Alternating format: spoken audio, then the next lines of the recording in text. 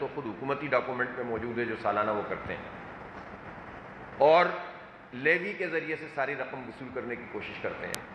جب سے یہ لیوی نافذ ہے، یہ پیٹرولیم ڈیولپمنٹ لیوی کہلاتی ہے۔ اس کا مطلب یہ تھا کہ ریفائنریز میں کو جو ہے وہ اس کی اصلاح جائے گا، اور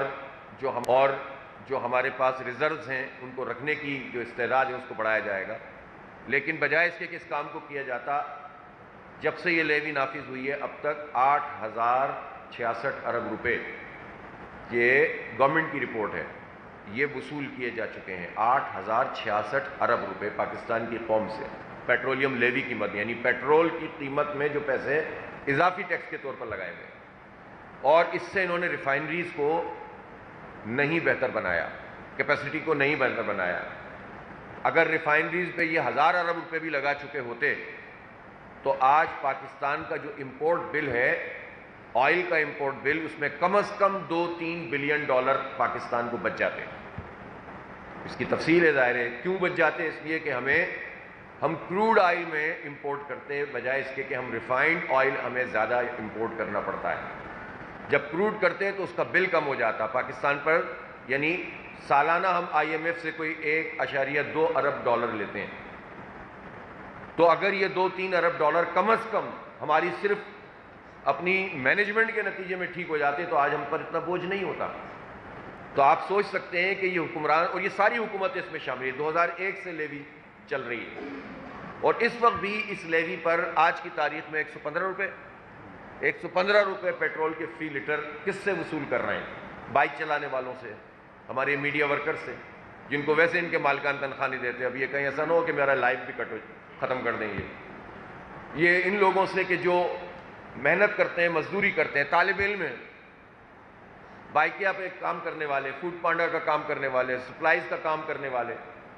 غریب لوگوں سے، مزدور جو ٹیکسیبل جن کی آمدنی نہیں ہے، ان سے حکومت یہ لیوی وصول کر رہی ہے۔ یہ ناجائز ہے اور یہ کسی صورت میں بھی قابل قبول نہیں ہونی چاہیے، اور میں پوری قوم سے اپیل کرتا ہوں کہ اس کے خلاف آواز اٹھائے۔ جماعت اسلامی کے علاوہ کوئی اس پر بات نہیں کر رہا۔ ہم نے اس کو آئینی عدالت میں بھی چیلنج کیا ہے، اور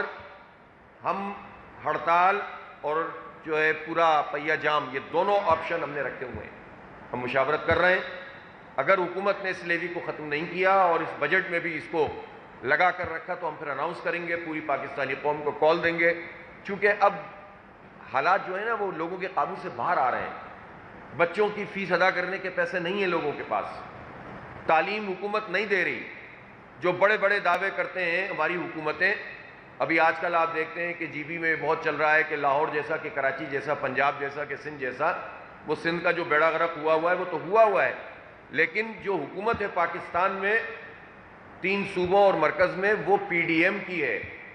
جس میں پیپلز پارٹی، نون لیگ، MQM، JUI سب شامل ہیں۔ PDM تھی وہ جس نے رجیم چینج کیا تھا، اور اس حکومت میں اگر